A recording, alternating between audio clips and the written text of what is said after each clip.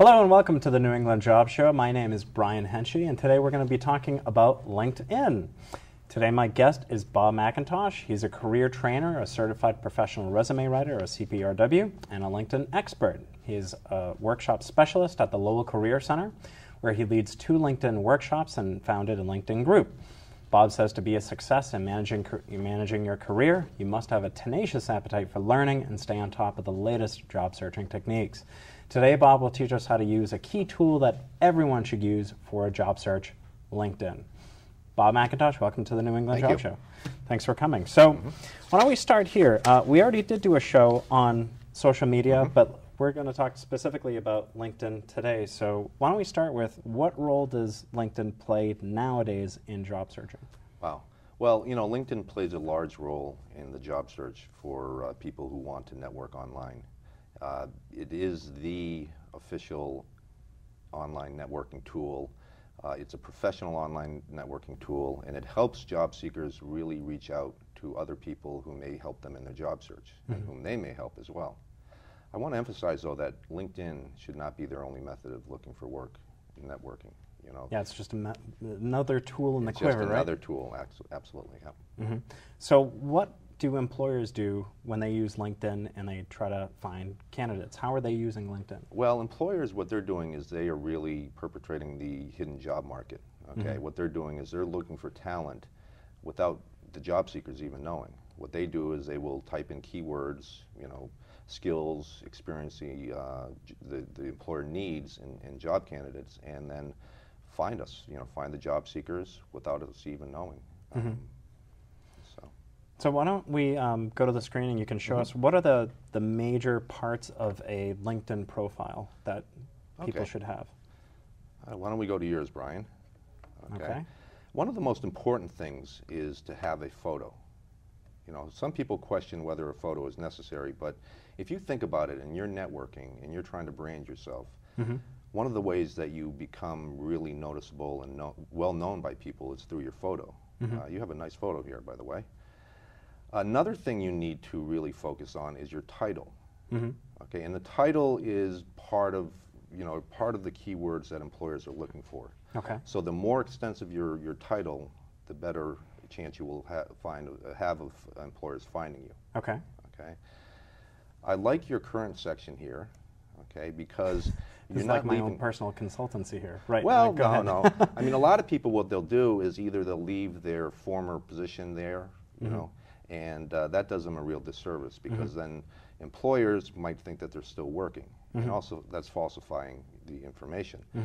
But what I suggest is that if you're doing some volunteer work, such as you, then that's a great thing to include in your current field. And then also you'll see the past experience, and this is just simply what you've done in the past, what type of work you've done. Can you put your hand down? Just getting a shot. Okay. And you know, what you're willing to show on your profile. Okay. Employers are also looking for your number of recommendations. Okay. And yeah, and I'm glad you brought that up because I've heard varying differences on this. I've heard some people say you should have a minimum of 6. I've heard other people say you should have 20 or 25 or as many as you can get. So how many recommendations should somebody really have on LinkedIn? Well, I think 6 is a good number. I think it's a pretty healthy number. Well, what's too many recommendations? Or is there such a thing as too many recommendations? Yes, I think there is. I think when a job seeker has maybe 15 or 20 recommendations, then the employer might get a little leery. In other words, you know, what's he doing? Fishing for recommendations. And the other thing about recommendations is that oftentimes I'll see job seekers receive a recommendation and then also write a recommendation for someone else. And I've heard about that too. Which is like trading recommendations. Yeah, so it's like a tit for tat kind of recommendations, and then employers just want to throw out both recommendations because they were pretty much kind of meaningless. Yep.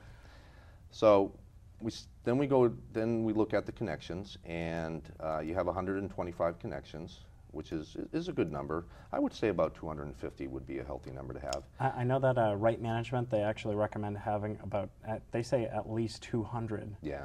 So, yeah. I mean, that shows the employer that you're really trying to reach out and you're trying to network. And, you know, with 250, that's a pretty healthy number. Okay. People who have their own business perhaps are in the 500 plus, which could mean that they have 500 recommendations or 5,000 or 50,000. But every time they get a connection, whenever they update their profile, all of those people who are connected with as first degree contacts get those updates. So their faces are getting known. Which brings us also to the update. It's very, very important to update whenever. And I'm glad you're bringing this up, because this is also, I know a lot of social media sites are getting connected through various applications. I'm trying to think of the names, and of course they're escaping me. What's that? Twitter? Well, I mean those applications where you can update your LinkedIn, your Twitter, and your Facebook all at the same time. And I see these three things as being pretty different. So I never have my Twitter connected to my Facebook, or or to my LinkedIn or whatever. Yes, yes. And as far as I know, you cannot connect LinkedIn to Facebook, but you can connect it to Twitter. Well, through LinkedIn, right. Right. So every time you update on LinkedIn, it is tweeted to your Twitter account. Right. And vice versa. Right. So what I tell my customers is, don't tweet too often, because when that happens and you're connected to LinkedIn, then people are going to see your face all the time, and they might get tired of it. Or keep it separated. Or keep it separated, exactly. Right. So what makes for an effective status update for your LinkedIn? An effective status update for a job seeker would be anything that would imply that he or she is trying to better herself by maybe attending seminars or conferences, taking training, mentioning what's going on in the training as well, and also maybe giving webinars, or in your case, when you get home, you might want to update about how you hosted the New England Job Show and what the topic was, right? So, those make for good updates, I think. Yeah, and of course, my most recent update was talking about how we did a previous show here at the New England Job Show about social media, meaning Twitter, Facebook, and LinkedIn. Yes, so, exactly. So anyway, that of course is on nejs.org. So make sure that you're showing that you're making a good effort every time that you do something. That you're just not sitting still. Okay. You're doing something. You're doing something in your job search. And personally, to be honest, I have gone on some interviews. I've gone on lots of events, but do I typically put these on any of my social media? Quite honestly, no. No, I wouldn't do that. No. Well, I mean, you might indicate that you are going for an interview, and that shows that at least you're getting some action there. But I wouldn't broadcast the interviews that didn't go all so well. So maybe it's better to post after the fact. Right. Yeah. Okay. Well, how about? Do you want to talk about LinkedIn groups for a moment? Yeah, groups are a wonderful thing, and I always stress to the customers that join as many groups as you can, but join a number of groups that you can manage. So in other words, if you join 15 groups, then make sure you're participating in all 15 of those groups. If you can't do that, then maybe you want to limit it to about 7 or so, okay? Because you want to join the discussions, and also you want to join groups that are job search related. Because in our group, for instance, we post jobs. And the only way you'll know about these jobs is if you're a member of the group. Okay. And also being a member of a group allows you to communicate with people who are not your first degree contact. In other words, who might be your second degree contact or your third degree contact. Yeah, I've heard about that too, that effectively when you join a LinkedIn group, you have all your contacts in your network, and then you're basically adding on to your network all these other people in that group that, of course, is assuming they actually look at and are actively participating in that other group. So, okay. In our remaining few minutes here, why don't we talk about do's and don'ts for LinkedIn? Sure. What are some of the biggest mistakes that you see people make when they're using LinkedIn? Well, what do they do wrong? Probably the biggest mistake is that they set up a LinkedIn account and then they just abandon it. Okay, so if your information is stale. Not only that, but they don't even work on any of the sections. They don't work on their summary, they don't work on their work history, their education. Essentially, it's just a placemat out there for employers to look at and say, oh my gosh, this person is not doing anything at all. A bad profile can hurt you, pretty much in your job search. Okay, okay. What else? A bad profile, I mean, not only from the employer's perspective, but from a visitor's perspective, a poor profile with nothing on it will not want that person to stay on your profile or join your network. Yeah, and I find a lot of people, especially given how our economy is today, the people who are working so many hours that a lot of the time they don't, they don't actively keep their pages up because they have so much to do, because they have so much work now. Right. So, so having an out-of-date profile. What else? Not having a photo.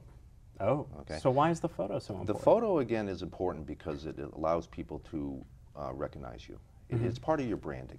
Okay. It's part of your consistent branding. Okay. So with my photo, for instance, I have it on my LinkedIn profile and also on my my Twitter account. Okay.